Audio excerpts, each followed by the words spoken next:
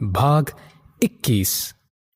यस्य चित्तम द्रवीभूतम कृपया सर्वजंतुषु तस्य ज्ञानेन मोक्षेण किम जटा भस्म लेपनैः।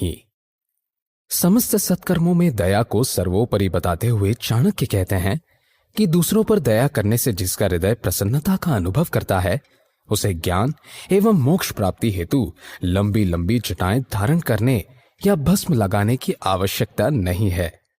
सहस्त्र वर्षों तक कठिन तपस्या करके भी योगियों के लिए जो दुर्लभ है वह ज्ञान एवं मोक्ष प्राणी मात्र पर दया करने से सहज ही प्राप्त हो जाता है। दया सभी धर्मों का मूल आधार है। इस गुण को ग्रहण करके ही व्यक्ति महापुरुषों की श्रेणी में स्थान प्राप्त करते हैं।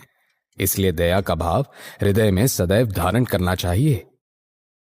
एकमेवाक्षरम यस्तु गुरुः शिष्यं प्रबोधयेत् पृथिव्यां नास्ति तद्द्रव्यम यद्दत्त्वा च नृणी भवेत्। वैदिक काल से गुरुजन को ज्ञान प्राप्ति का स्रोत कहा गया है। चाणक्य ने भी गुरु की महानता को उपर्युक्त श्लोक द्वारा स्पष्ट किया है। वे कहते हैं कि मनुष्य को ब्रह्म शक्ति, आत्मा परमात्मा के गूढ़ रहस्य और तत्व ज्ञान का बोध गुरु द्वारा ही होता है। गुरु की कृपा से ही मनुष्य मोह माया के चक्र को भेद कर ब्रह्म दर्शन के योग्य बनता है। वस्तुतः ईश्वर और भक्त के बीच में गुरु सेतु का कार्य करता है। ऐसे गुरु का ऋण संसार की बहुमूल्य वस्तु देकर भी नहीं चुकाया जा सकता। खलानाम कंटकानाम च द्विविधैव प्रतिक्रिया उपानान मुखभंगो वा दूरतो वा विसर्जनम। इस श्लोक द्वारा चाणक्य ने सज्जन मनुष्य को दुर्जनों से दूर रहने का परामर्श दिया है। इसका उपाय बताते हुए वे कहते हैं कि दुर्जन व्यक्ति कांटों के समान होते हैं, इसलिए या तो उन्हें जूते से मसल दें या उन्हें देखकर अपना मार्ग बदल लें। अर्थात या तो दुर्जन व्यक्ति को बाहुबल द्वारा कुचल डालें या फिर उनसे दूर रहें। कुचैलीनम दंतम लोपश्रुष्टम भववाशीनम निष्ठुरभाषिणम च सूर्योदये चास्तमिते शयानम विमोचति श्रीर्यदि चक्रपाणिः। इस श्लोक द्वारा चाणक्य ने शारीरिक स्वच्छता और नियम धर्म का वर्णन किया है। उनके अनुसार जो गंदे वस्त्र धारण करते हैं, जिनके दांत गंदे होते हैं, जो भरपेट खाना खाने वाले, कटु वचन बोलने वाले तथा सूर्योदय एवं सूर्यास्त के समय सोने वाले होते हैं, ऐसे मनुष्य को शोभा, स्वास्थ्य, सौंदर्य और ईश्वर भी त्याग देते हैं। ऐसा व्यक्ति कितना भी धनवान या उच्च कुल का क्यों ना हो, सभी उससे किनारा कर लेते हैं। त्यजन्ति मित्राणि धनैर्विहीनम दाराश्च भूत्याश्च सुरुः जनाश्च तम चार्थवन्तः पुनराश्रयन्ते अर्थो ही लोके पुरुषस्य बंधुः। धन की माया को स्पष्ट करते हुए चाणक्य कहते हैं कि यदि मनुष्य के पास धन आ जाए तो पराये भी अपने बन जाते हैं। पत्नी, पुत्र, बंधु बांधव भी स्नेह तथा अपनत्व दिखाने लगते हैं। लेकिन यदि कोई धनवान निर्धन हो जाए तो अपने भी उससे दूर हो जाते हैं। पत्नी, पुत्र, मित्र, सगे संबंधी सभी एक एक कर उसका साथ छोड़ देते हैं। इससे यही ज्ञात होता है कि धन मनुष्य का सच्चा हितैषी है। जिसके पास धन है समस्त सुख उसके अधीन है। अन्यया योपर्जितम द्रव्यम 10 वर्षाणि तिष्ठति प्राप्ते चौकादशे वर्षे समूलम तद विनश्यति। धन प्राप्ति हेतु मनुष्य अनेक नीच कर्म करता है, लेकिन चाणक्य ने इस प्रकार अर्जित धन को नाशवान कहा है। वे कहते हैं कि पाप और अनाचार द्वारा अर्जित किया गया धन अधिक से अधिक 10 वर्ष तक टिकता है। 11वें वर्ष उसका संपूर्ण धन सूद समेत चला जाता है। इसके विपरीत पुरुषार्थ द्वारा ईमानदारी से कमाया धन जीवन पर्यंत मनुष्य के साथ रहता है तथा उसमें निरंतर वृद्धि होती रहती है। इसलिए मनुष्य को पाप द्वारा धन अर्जित करने से बचना चाहिए। अयुक्तम स्वामिनो युक्तम युक्तम नीचस्य दूषणम अमृतम राहवे मृत्युर्विषम शंकर भूषणम। समाज में मनुष्य के सामर्थ्य का बहुत महत्व है। राहु के लिए अमृत भी मृत्यु का कारण बना, जबकि भगवान शिव द्वारा ग्रहण किए जाने पर विष भी अमृत बन गया। विष पीकर भी वे जीवित रहे और नीलकंठ के नाम से प्रसिद्ध हुए। अर्थात जो मनुष्य समर्थ है उसके द्वारा किया गया अनुचित कार्य भी लोगों को उचित प्रतीत होता है। इसके विपरीत असमर्थ व्यक्ति द्वारा संपन्न उचित कार्य को भी लोग संदेह की दृष्टि से देखते हैं, उस पर संशय प्रकट किए जाते हैं। तद्भोजनम यद द्विज भुक्ते शेषम तत्सौहृदम यद क्रियते परस्मिन सप्राज्ञता या न करोति पापम दंभम विना यह क्रियते सधर्मः।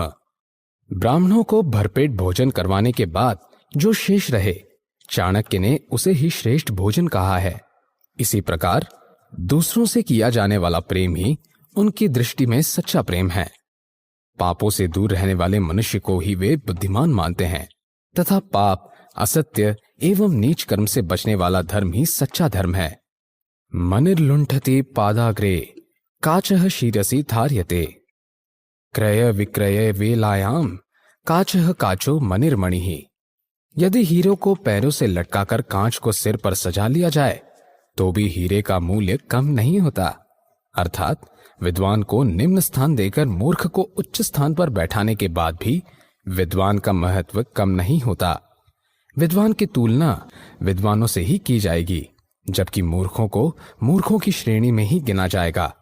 विद्वान के समक्ष ऊंच अथवा नीच कोई अर्थ नहीं रखता।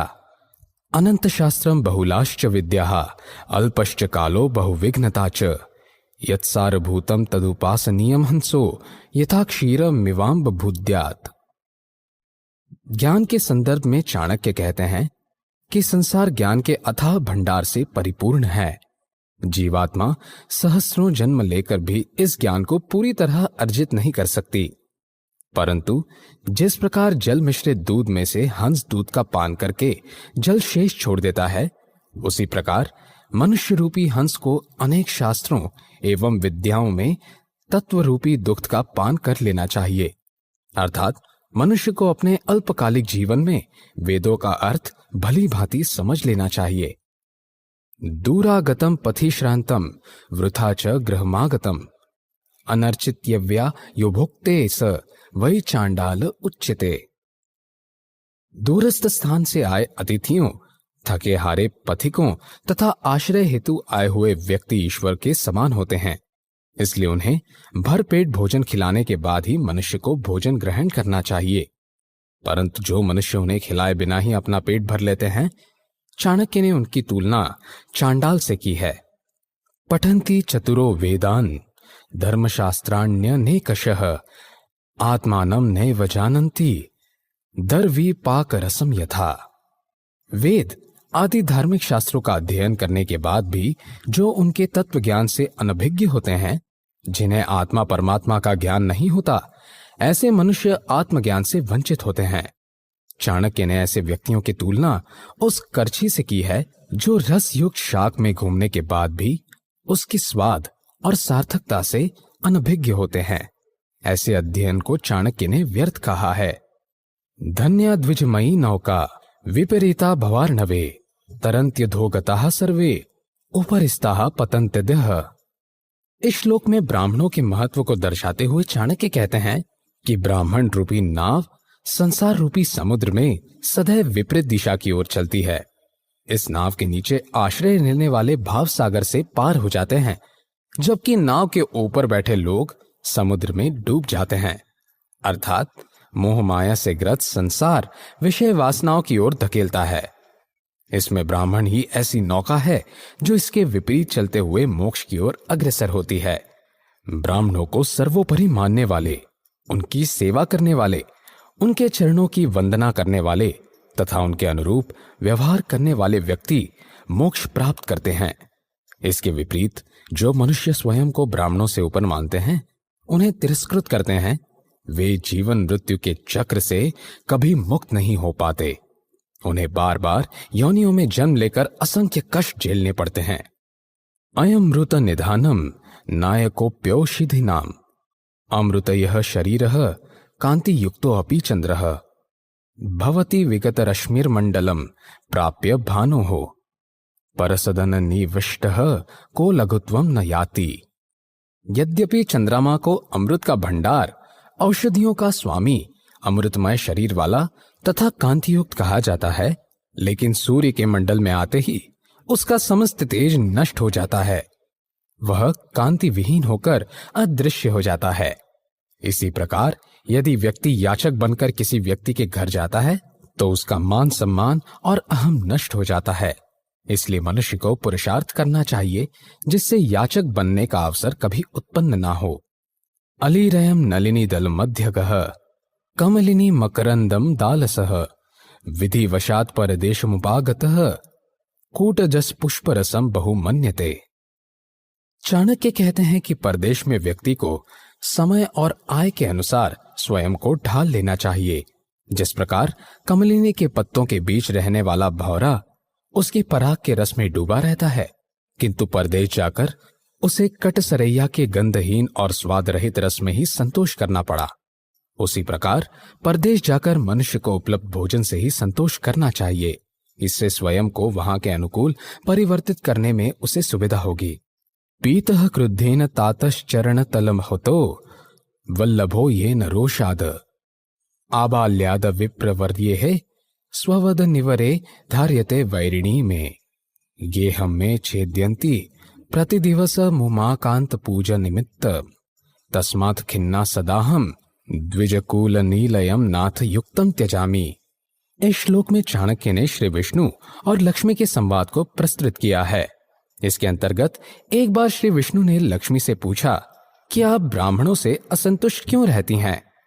तब श्री लक्ष्मी ने कहा कि हे स्वामी, अगस्त्य मुनि ने क्रोध में भरकर मेरे पिता सागर को पी डाला था। महर्षि भृगु ने आपके वश स्थल पर लात मारी थी। श्रेष्ठ ब्राह्मण गण मेरी अपेक्षा मेरी बहन सरस्वती की पूजा करते हैं। उमापति शिव की पूजा अर्चना करने के लिए वे नित्य मेरे निवास स्थल कमल पुष्पों को उजाड़ते रहते हैं। यही कारण है कि मैं ब्राह्मणों से असंतुष्ट रहती हूं।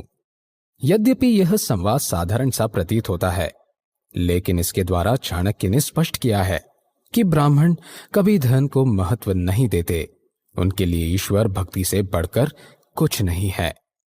बंधनानि खुलसन्ति बहुनी प्रेम रुज्ज दृढ़ बंधनमन्यत् दारुभेद निपुणो अपि शंगन घिनेरिष्कर्यो भवति पंकज कोशे। चाणक्य ने संसार के समस्त बंधनों में प्रेम बंधन को सबसे उत्तम कहा है। इस संदर्भ में वे उदाहरण देते हुए कहते हैं कि जो भौरा लकड़ी को भी भेदने की शक्ति रखता है, वह सुकोमल कमल पंखुड़ियों के बंध होकर निष्क्रिय हो जाता है। ऐसा सिर्फ इसलिए है क्योंकि वह कमल पुष्प से प्रेम करता है और उसके अहित का भय उसे ही निष्क्रिय कर देता है। वह कमल की सुंदरता से प्रेम करता है। सुंदरता समाप्त होते ही उसका प्रेम भी समाप्त हो जाएगा। इसलिए प्रेम के वशीभूत होकर वह प्राण त्याग देगा।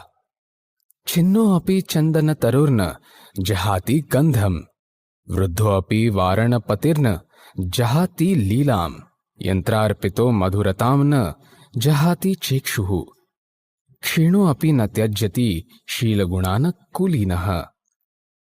मनुष्य में जन्म के साथ ही स्वाभाविक गुणों का आविर्भाव होता है तथा वे मृत्यु तक उसके साथ रहते हैं। इस संदर्भ में चाणक्य कहते हैं कि जिस प्रकार कट जाने के बाद भी चंदन वृक्ष की सुगंध समाप्त नहीं होती, वृद्ध होने पर भी हाथी की काम पिपासा शांत नहीं होती, कोल्हू में पीसने के बाद भी एक की मिठास नहीं जाती, उसी प्रकार यदि उच्च कुल में जन्मा शील गुण से संपन्न मनुष्य धनहीन हो जाए तो भी उसकी विनम्रता, विनयशीलता और सदाचरण नष्ट नहीं होते। वह विकट परिस्थिति में भी सद्व्यवहार करता है।